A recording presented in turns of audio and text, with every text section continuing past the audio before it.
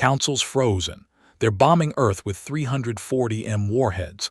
Are they insane? The room was built to make anyone standing at its center feel small. That was not an accident.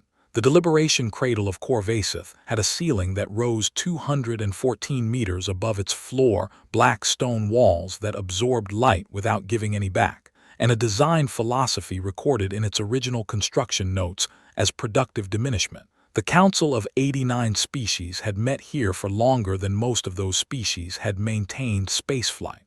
The room had done its job every time. Standing at its center, alone, was a human woman named Dr. Yale Oren. She was 51 years old. She was wearing a gray field jacket, the kind researchers wear on isolated stations, treated for dust and low-humidity air, with 2 front pockets large enough for sample containers. She had worn it for the past 9 hours. She had worn it on Kepler 442b, 4 years and 300 million kilometers away. When the Council's arrest warrant reached her research station in the middle of a soil analysis she had been running for 6 weeks. She had not changed. No one in the chamber was dressed like her. No one in the chamber had noticed that this was strange, or if they had said nothing about it. The charge was civilizational endangerment, Class 1. The recommendation was extinction. 340 million warheads, targeting Earth's surface in a coordinated strike designated CSP-7. The Council did not make this choice lightly. The documents made that clear. It had been made with the particular gravity of a body that had performed this calculation before and found on those previous occasions that it was correct. 9 hours into the trial, the body of 340 representatives from 89 species had not yet voted. The vote was coming. It had been coming since before Yale Oren arrived. She had been permitted to speak twice, 11 minutes total. She had used 8 of those minutes asking for documents. Stay close. She had one question left. You'll want to hear what the room said back. Velkareth had been assigned to the deliberation cradle's archival alcove 6 weeks before the trial began. He was a Dashari archivist, young enough that this was his first full council session, experienced enough to know what his job was. Retrieve documents when requested, maintain the record of proceedings, and stay invisible. He was very good at staying invisible. The alcove sat at the eastern edge of the chamber between 2 of the 11 galleries, partially screened by a structural column of the same black stone as the walls. From it, Velkareth could see the accused's position at the center of the floor, the prosecution's table to the north, and the high arbiter's bench elevated slightly above both. He could not see most of the gallery faces. He did not need to. What he could see clearly was how Dr. Yale Oren read. He had retrieved 3 documents for her so far, each time responding to a formal request submitted through the proceedings clerk. The first was the relay array's signal log from the event in question, a standard technical record, the kind retrieved in the opening hours of most cases involving broadcast violations. The second was the Infrastructure Consortium's maintenance schedule for the relay array on the date of the signal. The third was a classification index for restricted bandwidth frequencies in the Council's communications protocol. Each time he had brought them to her, she had taken them and read them with the same quality of attention. Not fast, not frantic. The way someone reads a thing they have been waiting to find, turning each page with the deliberation of a person who already knows what the document contains and is confirming it rather than discovering it. He had pulled each document a little more carefully than the last. He did not know why. It was not a decision he had made. It was simply what his hands did. The prosecution had been presented by Magister Primaris Sewell, a Velthari elder who had held his council seat for 1,200 years. He moved through the chamber with the unhurried confidence of a being who had seen civilizations make catastrophic errors and had been in the room when the council corrected them. He never raised his voice. He did not need to. When Sewell spoke, the room arranged itself around his sentences the way water arranges itself around a stone. He was not a cruel being. Velkareth had studied enough of the session records to understand that. Sewell had voted for mercy in the Asari matter, had argued for quarantine over elimination in the Dravathi incident, had twice requested independent review before supporting a civilizational designation. He was not a being who wanted extinction. He was a being who had stewarded this institution long enough to believe, completely and without visible doubt, that the institution was correct. This was, Velkareth thought, different from cruelty. He was not sure it was better. The relay array at Kepler 442b, Sewell had said in the second hour, transmitted a signal in the Tier 7 prohibited bandwidth at 14 minutes past the 9th hour, galactic standard, on the 4th day of the 3rd month of this cycle.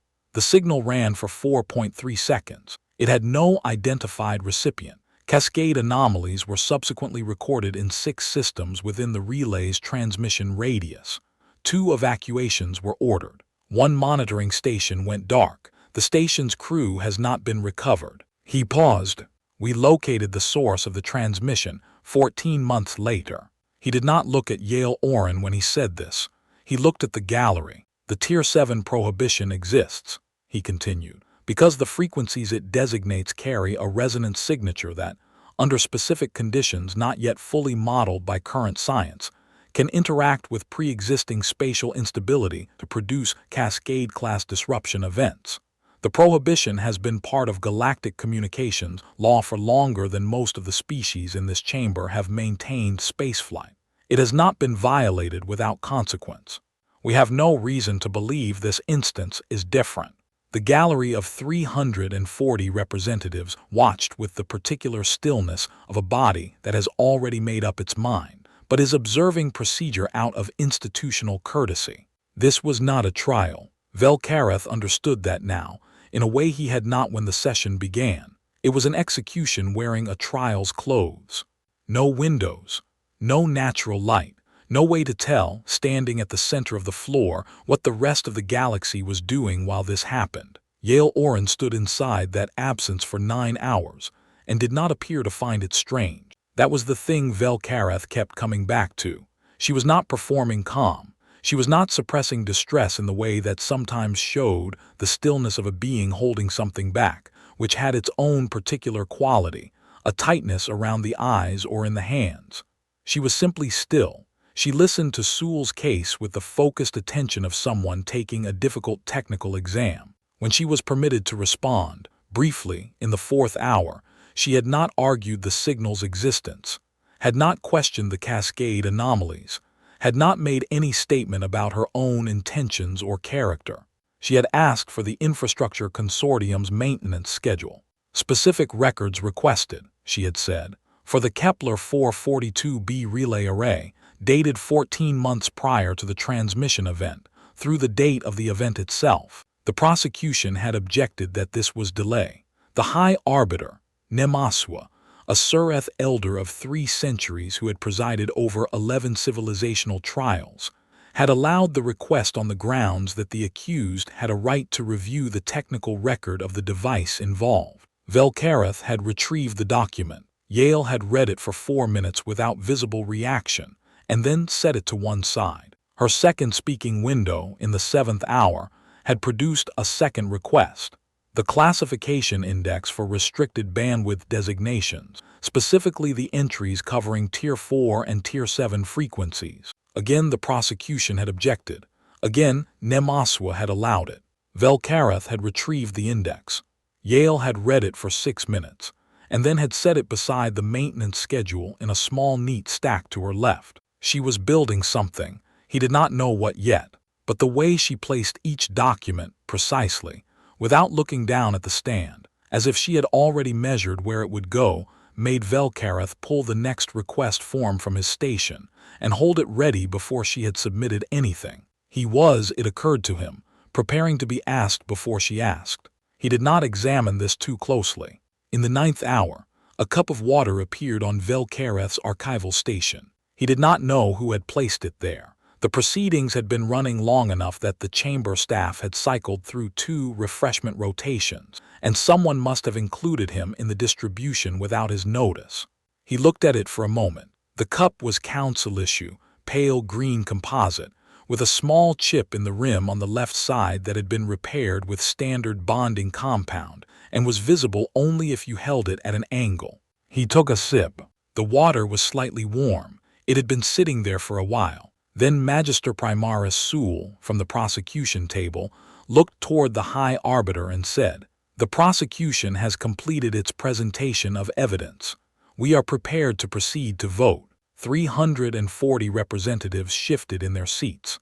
The shift had a particular sound, not loud, but layered, the small movements of many bodies settling into the posture of decision.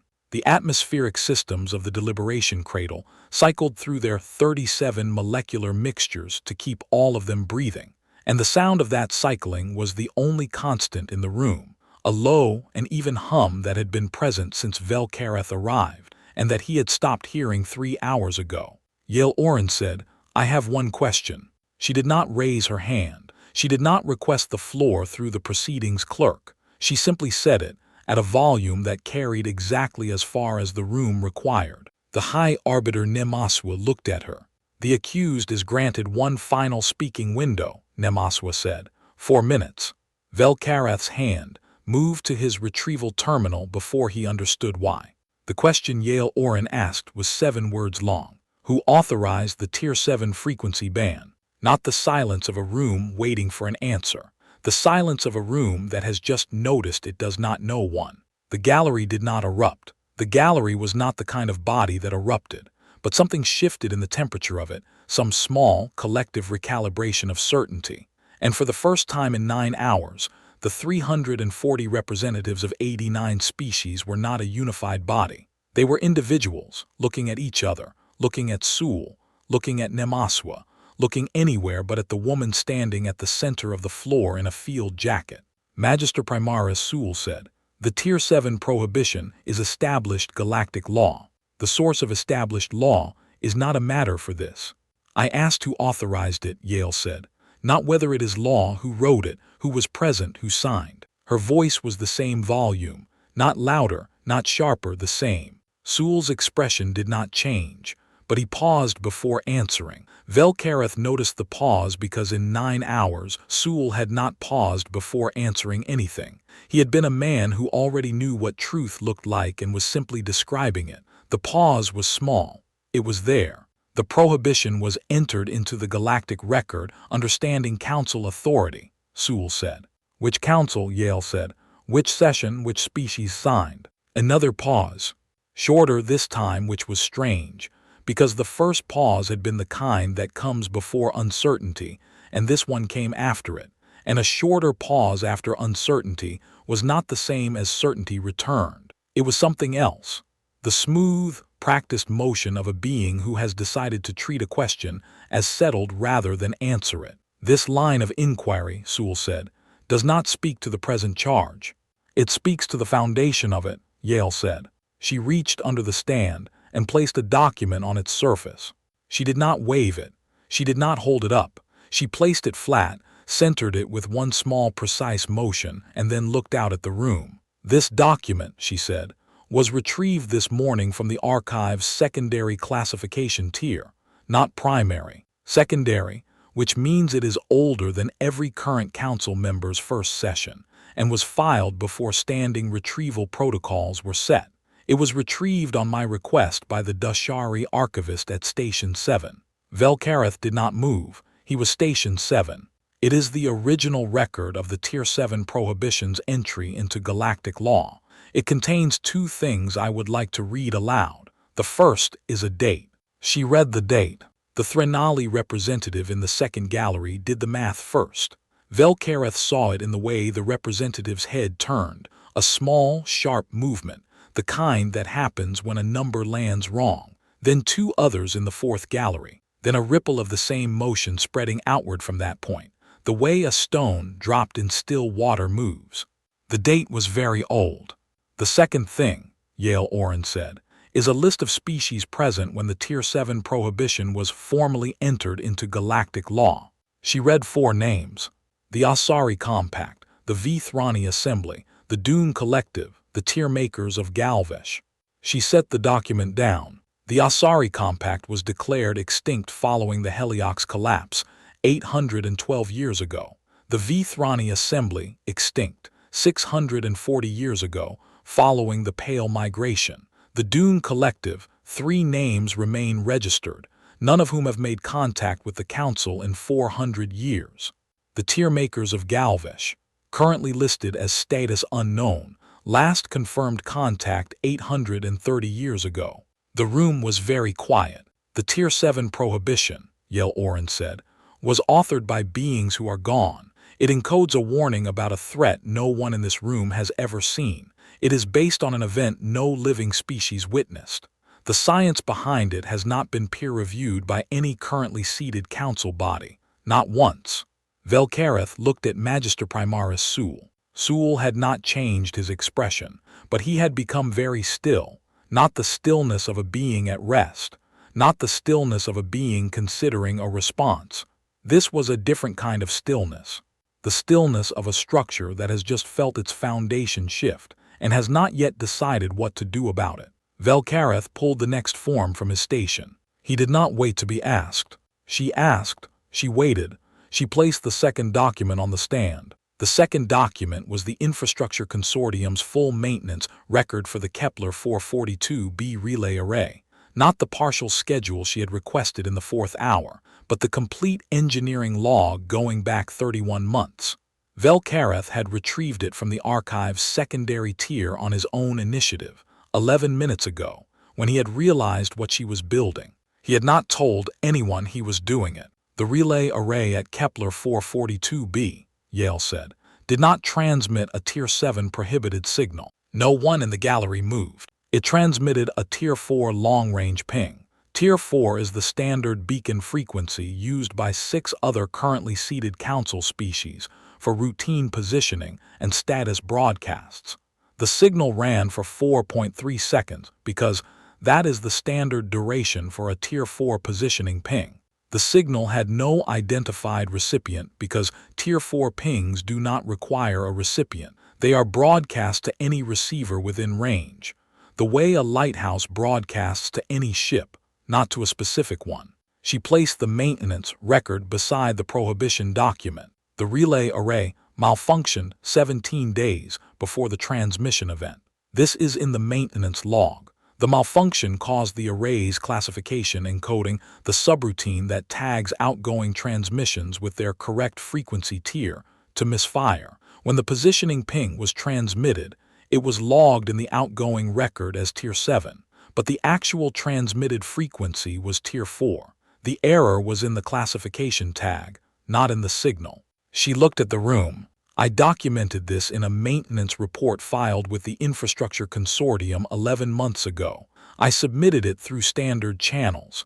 It was filed correctly. It is in the archive. A Threnali representative in the second gallery leaned over and said something to the representative beside them. The sound did not carry. The motion did. It was a small, tight movement, the kind that says I need to confirm what I think I just heard.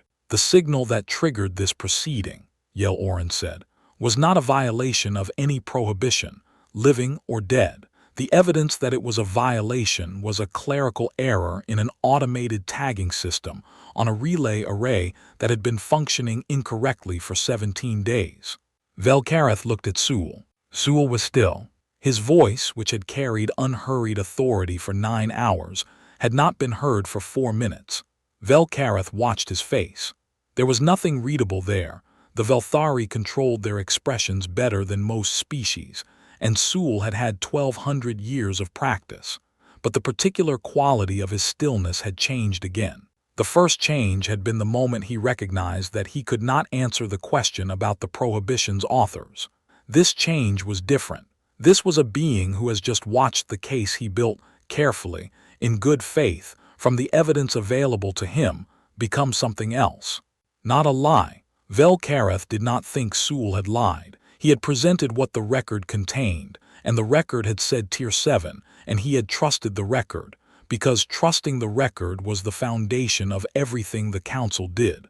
The record was wrong. Not the council's fault. Not Sewell's fault. An automated tagging system on a relay array 4 years away from the nearest council inspection cycle, and nobody had looked at the maintenance log. The problem was that it wasn't anybody's fault. It had just happened, and on the strength of it, 340 representatives had come here certain that humanity needed to be eliminated, and the machinery of the most powerful judicial body in the known galaxy had run for 9 hours toward a single conclusion, and the conclusion was built on a clerical error and a prohibition written by beings who were gone.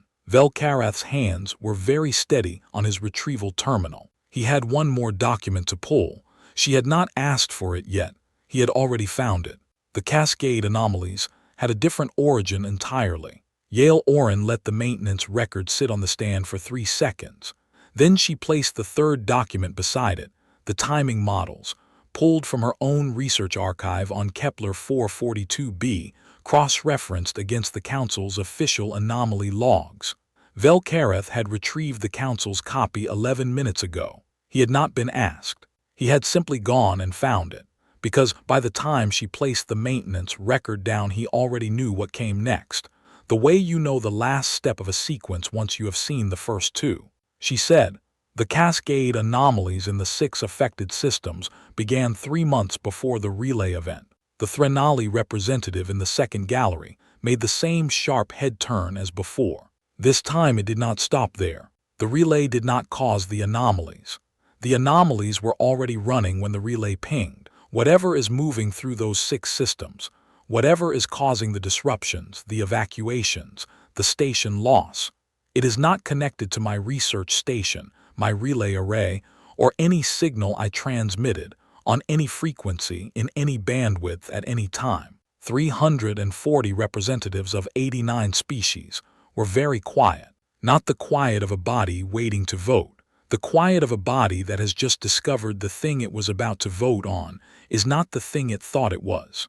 Velkarath watched Magister Primaris Sewell. For 9 hours and 6 minutes, Sewell had been the still point of the room. The gallery moved around him. The prosecution supporting staff moved. The atmospheric systems cycled and recycled. Yale Oren built her case one document at a time, and through all of it, Sewell had been the fixed thing, the 1,200-year-old certainty around which everything else arranged itself. He was still now, but it was different.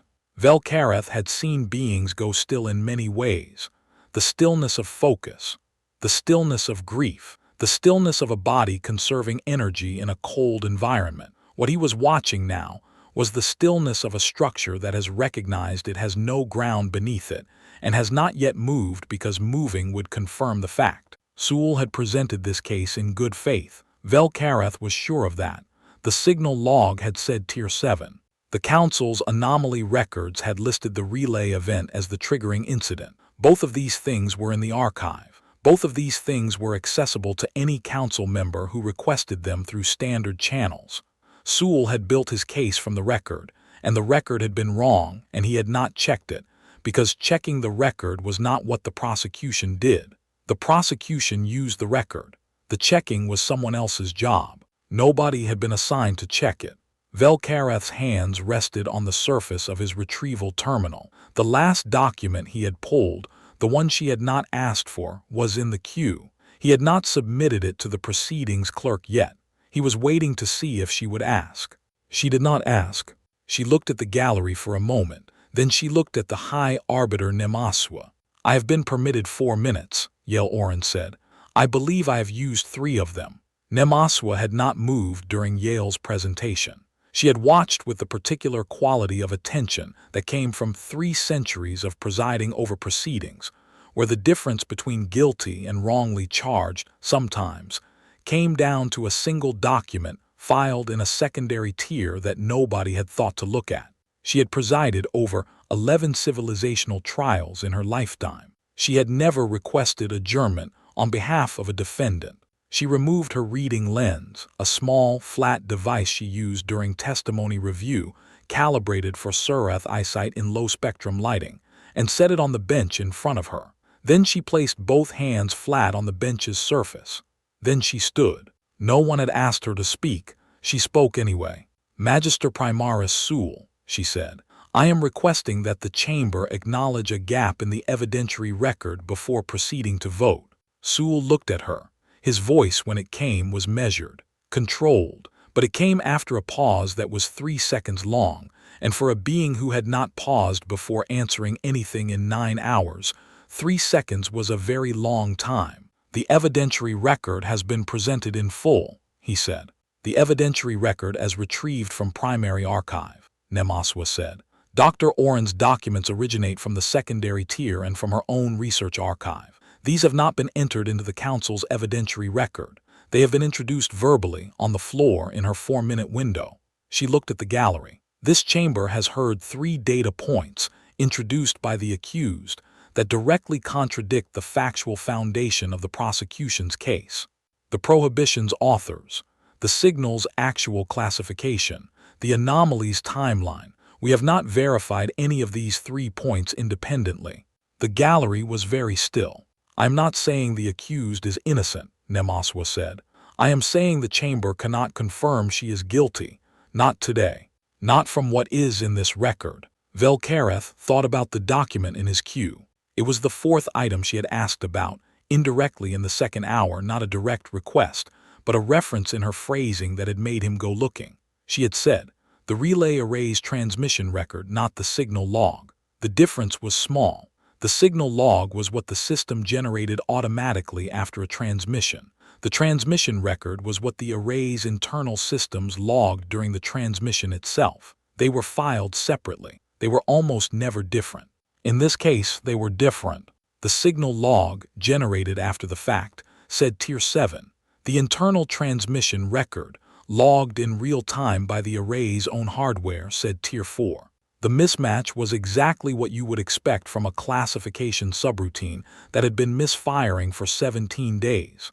The mismatch was also, Velkareth understood, the difference between an execution and an adjournment. He had found it by looking. That was all he had looked. Sewell said finally, an adjournment would be irregular. It would be correct, Nemaswa said. She looked at the gallery, not at Sewell. Any council member who believes the evidentiary record is sufficient to support a CSP7 vote today is invited to stand. No one stood. The gallery did not move. 340 representatives of 89 species. A body that had arrived in this chamber unified in certainty and had sat in procedural courtesy for 9 hours, while the machinery of extinction moved toward completion. None of them stood. Velkareth had been to enough council proceedings to know what this meant. You did not have to stand against a vote. You only had to refuse to stand for it. And when a room designed to hold unanimous decision looked like this, still, divided, uncertain, the vote could not proceed. Not today. Not freed, not condemned, not finished.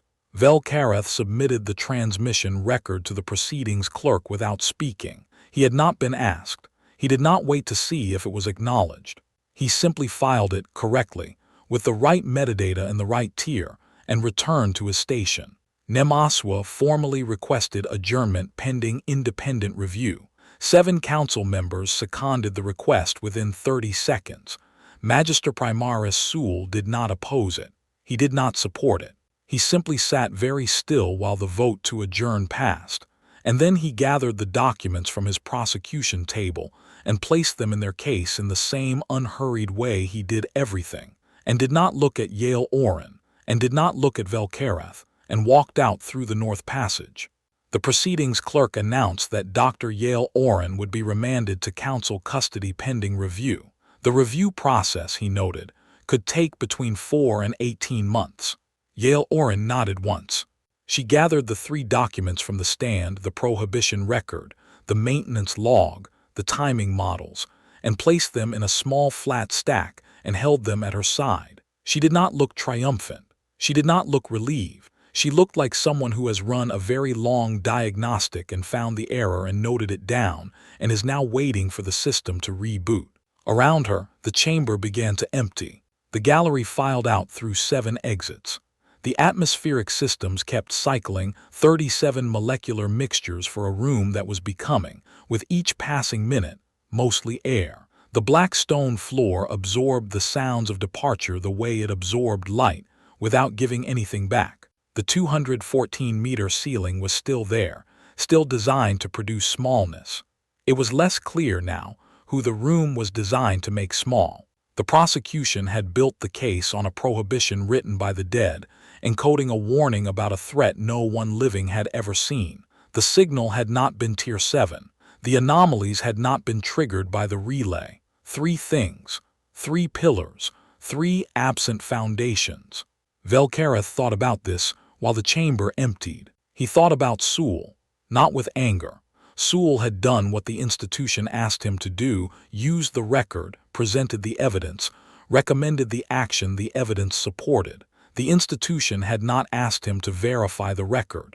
The institution had not asked anyone to verify the record. The record was the institution's memory, and you did not verify memory. You trusted it. The problem was that memory could be wrong. Not through malice. Not through neglect exactly. Through the simple fact that the person who had noticed the error, a human researcher on an isolated station 4 years from the nearest council inspection cycle, had filed the correct report, in the correct format in the correct tier, and nobody had looked for it. It had been there the whole time. Yale Oren was almost at the North Passage when she stopped. She turned and walked toward the eastern edge of the chamber, where Velkareth's archival alcove sat between 2 structural columns, partially screened from the main floor. She stopped at his station and looked at the stack of documents on its surface. 14 documents total, plus the transmission record he had submitted in the last 4 minutes. Some of them she had asked for. Some of them he had pulled on his own initiative. All of them were real. All of them had been in the archive. She said, "You found the maintenance report." He said, "It was filed correctly. I simply looked." She looked at him for a moment. There was something in it, not gratitude exactly. Recognition, maybe. The way one person looks at another when they realize they both understand the same thing and have understood it for a while without saying so. She nodded once and walked on. Velkareth watched her go. The gray field jacket moved away from him through the thinning chamber, past the last of the gallery exits, toward the passage where the council's custody officers were waiting. She did not look back. She did not pause again. She walked the way she had spent 9 hours standing with no visible feeling about any of it, as if the work of the day had been exactly the work she expected to do, and she had done it, and now there was other work to follow. He thought about the way she had read each document he brought her. Not fast, not frantic, the deliberation of someone who had been waiting to find these things. He understood now that she had spent 11 months on that research station, not just running soil analyses. She had been building what she brought today. The maintenance reports, the timing models, the knowledge of what was in the secondary tier of the archive and how to ask for it precisely. She had arrived in the chamber already knowing what she would find, if anyone would give her the chance to show where to look. 4 minutes. She had done it in 4 minutes. Or in 11 months, depending on when you started counting. Outside the North Passage, the custody officers formed up around her, and the small group walked toward the holding quarters.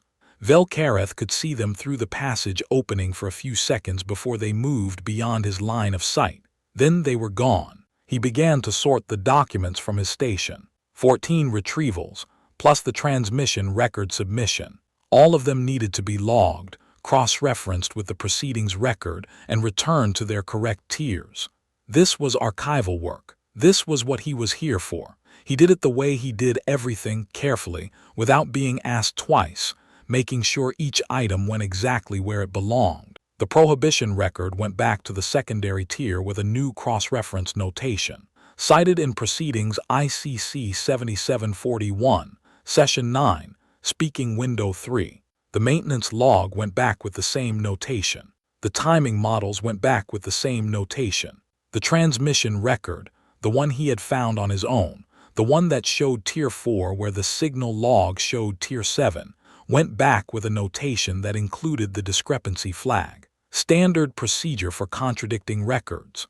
The flag would generate an automatic review request. The review request would go to the Infrastructure Consortium and to the Council's technical verification body. They would look at it. They would confirm what the record said. He filed it correctly. Then he sat down and pulled up the session log to begin his notes. The council that had arrived that morning was not the same body that left. It had arrived unified, 340 representatives who had reviewed the same evidence and reached the same conclusion through the reasonable operation of institutional procedure. It left fractured, not permanently maybe, not irrevocably, but fractured in the specific way that happens when a body of 89 species discovers that the thing it was certain about is the thing it did not verify. That kind of fracture does not heal by voting again. It heals, if it heals, by changing what you look for before you vote. Or it does not heal. 7 council members had formally seconded the adjournment request.